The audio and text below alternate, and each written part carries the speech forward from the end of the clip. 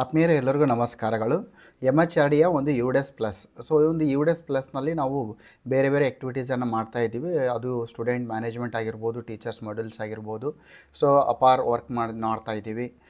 So ಈ ಒಂದು ವರ್ಕೆಲ್ಲ ಮಾಡುವಾಗ ಒಂದಿಷ್ಟು ಟೆಕ್ನಿಕಲ್ ಇಶ್ಯೂಸ್ ಬರ್ತಾ ಇದೆ. ಏನಂದರೆ ಈಗ ಎಕ್ಸಾಂಪಲ್ ಆಗಿ ಅಪಾರ್ ಐಡಿಯನ್ನು ಕ್ರಿಯೇಟ್ ಮಾಡುವಾಗ ಏನು ಕನ್ಸೆಂಟ್ ಫಾರ್ಮ್ ಬರುತ್ತೆ, ಕೆಳಗಡೆ ಏನು ಹೆಡ್ ಮಾಸ್ಟರ್ ಹೆಸರಿನಲ್ಲಿ ಹೆಡ್ ಮಾಸ್ಟರ್ ಹೆಸರು ಬರ್ತಾ ಇಲ್ಲ, ಅದರಲ್ಲಿ ಬದಲಾಗಿ ಶಾಲೆ ಹೆಸರು ಬರ್ತಾ ಇದೆ. ಸೊ ಈ ಕೆಲವೊಂದು ಹೆಡ್ ಮಾಸ್ಟರ್ ಹೆಸರು ನೇಮ್ ಚೇಂಜ್ ಆಗಿದ್ರು ಕೂಡ ಹಳೆಯ ಹೆಡ್ ಮಾಸ್ಟರ್ ಹೆಸರೇ ಇರ್ತಾ ಇದೆ. ಜೊತೆಯಲ್ಲಿ ಮೊಬೈಲ್ ನಂಬರ್ ಇಶ್ಯೂಸ್ ಇರ್ಬೋದು. ಸೊ ಒಂದಿಷ್ಟು ಟೆಕ್ನಿಕಲ್ ಇಶ್ಯೂಸ್ ಬರ್ತಾ ಇದೆ. ಸೊ ಈ ಒಂದು ವಿಡಿಯೋದಲ್ಲಿ ನಾವು ವಿಶೇಷವಾಗಿ ಏನು ತಾಂತ್ರಿಕ ತೊಂದರೆಗಳನ್ನು ಕಾನ್ಸಂಟ್ರೇಟ್ ಮಾಡಿ ನಾವು ಈ ಒಂದು ವಿಡಿಯೋದಲ್ಲಿ ಚರ್ಚೆ ಮಾಡ್ತಾ ಹೋಗ್ತೀವಿ. ಬನ್ನಿ ನೋಡ್ತಾ ಹೋಗೋಣ. ಈ ಒಂದು ತಾಂತ್ರಿಕ ತೊಂದರೆಗಳು ಕೂಡ ನಿಮಗೂ ಕೂಡ ಬಂದಿರಬಹುದು. ಈ ಒಂದು ವಿಡಿಯೋನ ನೋಡ್ತಾ ಹೋದಾಗ ನಿಮ್ಮ ತಾಂತ್ರಿಕ ತೊಂದರೆಗಳಿಗೆ ಇಲ್ಲಿ ನಿಮಗೆ ಸೊಲ್ಯೂಷನ್ಸ್ ಕೂಡ ಸಿಗ್ತದೆ. ಸೊ ಆದ್ಮೇಲೆ ನಿಮ್ಮ ಒಂದು ಮೊಬೈಲ್ ಅಥವಾ ಒಂದು ಲ್ಯಾಪ್ಟಾಪಿನ ಗೂಗಲ್ ಸರ್ಚ್ ಇಂಜನನ್ನು ಓಪನ್ ಮಾಡಿ UDES ಪ್ಲಸ್ ಅಂತ ಟೈಪ್ ಮಾಡಿ ಸರ್ಚನ್ನು ಕೊಡಿ. ಆಗ ನಿಮಗೆ UDES ಪ್ಲಸ್ ಅಂತ ಒಂದು ಸರ್ಚ್ ರಿಸಲ್ಟ್ ಬರುತ್ತೆ. ಸೊ ನೀವು ಇಲ್ಲಿ ಕ್ಲಿಕ್ ಮಾಡಿದಾಗ ನಿಮಗೆ UDES ಪ್ಲಸ್ಸಿನ ಒಂದು ಹೋಮ್ ಪೇಜ್ ಬರುತ್ತೆ. ಸೊ ಆದಮೇಲೆ ಇಲ್ಲಿ ನಿಮಗೆ ಲಾಗಿನ್ ಫಾರ್ ಆಲ್ ಮಾಡ್ಯೂಲ್ಸ್ ಅಂತ ಇದೆ, ಅಲ್ಲಿ ಕ್ಲಿಕ್ ಮಾಡಿ. ಸೊ ಆ ರೀತಿ ಕ್ಲಿಕ್ ಮಾಡಿದಾಗ ಇಲ್ಲಿ ಎಲ್ಲ ಬೇರೆ ಬೇರೆ ಮಾಡ್ಯೂಲ್ಗಳ ಲಾಗಿನ್ಸ್ಗಳು ಕಾಣ್ತಾ ಇದೆ. ಸೊ ಈಗ ನಿಮಗೆ ವಿಶೇಷವಾಗಿ ಒಂದು ಯೂಸರ್ ಮ್ಯಾನೇಜ್ಮೆಂಟ್ ಅಂತ ಬಂದಾಗ, ಸ್ಕೂಲ್ ಪ್ರೊಫೈಲ್ ಅಂತ ಬಂದಾಗ ಅಲ್ಲಿರುವ ಮಾಹಿತಿಗಳನ್ನು ನೀವು ಸರಿಪಡಿಸಲಿಕ್ಕೆ ನಾವು ಏನು ಮಾಡಬೇಕಂದ್ರೆ login for school directory user management ಅಂತ ಇದೆ. ಸೊ ಇಲ್ಲಿ ಲಾಗಿನ್ ಅಂತ ನೀವು ಕ್ಲಿಕ್ ಮಾಡಿ. ಆಗ ಯೂಸರ್ ನೇಮ್ ಪಾಸ್ವರ್ಡ್ ಅದು ಯಾವುದಿರುತ್ತೆ ಅಂದರೆ ನಿಮ್ಮ ಒಂದು UDES ಪ್ಲಸ್ಸಿನ ಯೂಸರ್ ನೇಮ್ ಪಾಸ್ವರ್ಡೇ ಇದೇ ಆಗಿರುತ್ತೆ, ಮತ್ತು ಬೇರೆ ಯಾವುದೂ ಇರೋದಿಲ್ಲ. ಸೊ ಇದಾದಮೇಲೆ ನೀವು ಲಾಗಿನ್ ಅಂತ ಕ್ಲಿಕ್ ಮಾಡಿ. ಸೊ ಲಾಗಿನ್ ಅಂತ ನಾವು ಕ್ಲಿಕ್ ಮಾಡಬೇಕಿಲ್ಲಿ. ಓಕೆ, ಲಾಗಿನ್ ಅಂತ ಕ್ಲಿಕ್ ಮಾಡಿದಾಗ ಈಗ ನಮಗೆ ಲಾಗಿನ್ ಆಯಿತು. ಸೊ ಇಲ್ಲಿ ನಾವು ಏನೇನು ಮಾಡ್ಬೋದು ಅಂದರೆ ಇಲ್ಲಿ ಭಾಳ ಇಂಪಾರ್ಟೆಂಟು ಏನಂದರೆ ಇಲ್ಲಿ ನಿಮಗೆ ಸ್ಕೂಲ್ ಡೀಟೇಲ್ಸ್ ಅಂತ ಇದೆ. ಸ್ಕೂಲ್ ಡೀಟೇಲ್ಸ್ ಅಂತ ಇಲ್ಲಿ ವ್ಯೂ ಅಂತ ಇದೆ, ವ್ಯೂ ಅಂತ ಕ್ಲಿಕ್ ಮಾಡಿ. ಸೊ ವ್ಯೂ ಅಂತ ಕ್ಲಿಕ್ ಮಾಡಿದಾಗ ನಿಮಗೆ ಇಲ್ಲಿ ಏನೆಲ್ಲ ಡೀಟೇಲ್ಸ್ ಇರ್ತದೆ ಅಂದರೆ ಇಲ್ಲಿ ಶಾಲೆಯ ಒಂದು ಹೆಡ್ ಮಾಸ್ಟರ್ ನೇಮ್ ಇರುತ್ತೆ, ಶಾಲೆಯ ಮೊಬೈಲ್ ನಂಬರ್ ಇರ್ತದೆ, ಇದು ಮತ್ತು ಇಲ್ಲಿ ಎಲ್ಲ ಒಂದು ಲ್ಯಾಂಡ್ಲೈನ್ ಇರುತ್ತೆ, ಇಮೇಲ್ ID ಎಲ್ಲ ಇರ್ತದೆ. ಈಗೇನಂದರೆ ಈ ಒಂದು ಮಾಹಿತಿಯನ್ನು ಚೇಂಜ್ ಮಾಡಬೇಕು. ಯಾಕಂದರೆ ಈಗ ಬೇರೆ ಬೇರೆ ವರ್ಕ್ ಮಾಡುವಾಗ ಕೆಳಗಡೆ ಹೆಡ್ ಮಾಸ್ಟರ್ ಹೆಸರು ಬರ್ತದೆ ಆಟೋಮೆಟಿಕ್ಕಾಗಿ.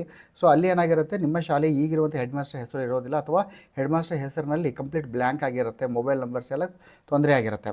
ಸೊ ಇಂಥ ಸಿಚುವೇಷನ್ಸ್ ನೋಡಿ ಈಗ ಇಲ್ಲಿ ಬಂದ ಮೇಲೆ ಯೆಲ್ಲೋ ಕಲರ್ನಲ್ಲಿ ಎಡಿಟ್ ಅಂತ ಇದೆ, ರೈಟ್ ಸೈಡ್ ಟಾಪ್ನಲ್ಲಿ ಎಡಿಟ್ ಅಂತ ಕ್ಲಿಕ್ ಮಾಡಿ. ಸೊ ಎಡಿಟ್ ಅಂತ ಕ್ಲಿಕ್ ಮಾಡಿದಾಗ ನಿಮಗೆ ಎಲ್ಲ ಒಂದು ಬಾಕ್ಸಸ್ ಏನಾಗುತ್ತೆ ಓಪನ್ ಆಗುತ್ತೆ. ಇಲ್ಲಿ ನೀವು ಶಾಲೆಯ ಹೆಡ್ ಮಾಸ್ಟರ್ ಹೆಸರನ್ನು ಚೇಂಜ್ ಮಾಡ್ಬೋದು, ಮೊಬೈಲ್ ನಂಬರನ್ನು ಚೇಂಜ್ ಮಾಡ್ಬೋದು. ಆಮೇಲೆ ನಿಮಗೆ ಇಲ್ಲಿ ಇಮೇಲ್ IDಯನ್ನು ಕೂಡ ನೀವು ಚೇಂಜ್ ಮಾಡಲಿಕ್ಕೆ ಸಾಧ್ಯ ಇದೆ. ಅದೆಷ್ಟನ್ನೆಲ್ಲ ಚೇಂಜ್ ಮಾಡಿ ನೀವು ಅಪ್ಡೇಟ್ ಅಂತ ನೀವು ಕೊಡಬೇಕು. ಸರಿ. ಸೊ ಒಟ್ಟಾರೆಯಾಗಿ ಶಾಲೆಯ head master name, mobile number ಹಾಗೂ ಇಮೇಲ್, ಸೊ ಮೂರನ್ನು ಕೂಡ ಅಪ್ಡೇಟ್ ಮಾಡಲಿಕ್ಕೆ ನಿಮಗೆ ಅವಕಾಶ ಇದೆ. ಸೊ ಮತ್ತೆ ನೋಡ್ತಾ ಹೋಗೋಣ ಮತ್ತೆ ಏನೆಲ್ಲ ಆಪ್ಷನ್ ಸಿಗುತ್ತೆ ಅಂತ. ಸೊ ಇಲ್ಲಿ ಎರಡನೇ ಆಪ್ಷನ್ಸ್ ಏನಿದೆ ಅಂದರೆ ಅಡಿಷ್ನಲ್ ಡೀಟೇಲ್ಸ್ ಅಂತ ಇದೆ. Use this option two update school establishment year and board affiliation information ಅಂತ ಇದೆ. ಸೊ ಅದನ್ನು ನಾವು ಕ್ಲಿಕ್ ಮಾಡಿದಾಗ ನಮಗೆ ಇಲ್ಲಿ ಏನೆಲ್ಲ ಮಾಹಿತಿಯನ್ನು ಅಪ್ಡೇಟ್ ಮಾಡಲಿಕ್ಕೆ ಸಿಗ್ತದೆ ಅಂದರೆ ಇಲ್ಲಿ affiliation board board. So affiliation board ಮತ್ತು ಇಲ್ಲಿ ಅಫಿಲಿಯೇಷನ್ ನಂಬರ್ ಇರುತ್ತೆ, ಅದು ಯಾವುದೇ ರೀತಿ ಚೇಂಜ್ ಆಗೋದಿಲ್ಲ, ಯಾಕಂದರೆ ನಮ್ಮ ಒಂದು ಡೈಸ್ ಕೋಡ್ ಆಗಿರ್ತದೆ. ಸೊ ಇಲ್ಲಿ ಯಾವುದೇ ರೀತಿಯ ಒಂದು ಮಾಹಿತಿಗಳನ್ನು ಅಪ್ಡೇಟ್ ಮಾಡಲಿಕ್ಕೆ ನಮಗೆ ಆಗೋದಿಲ್ಲ. ಸೊ ಒಂದು ವೇಳೆ kindly select the correct details as they will be reflected on other application.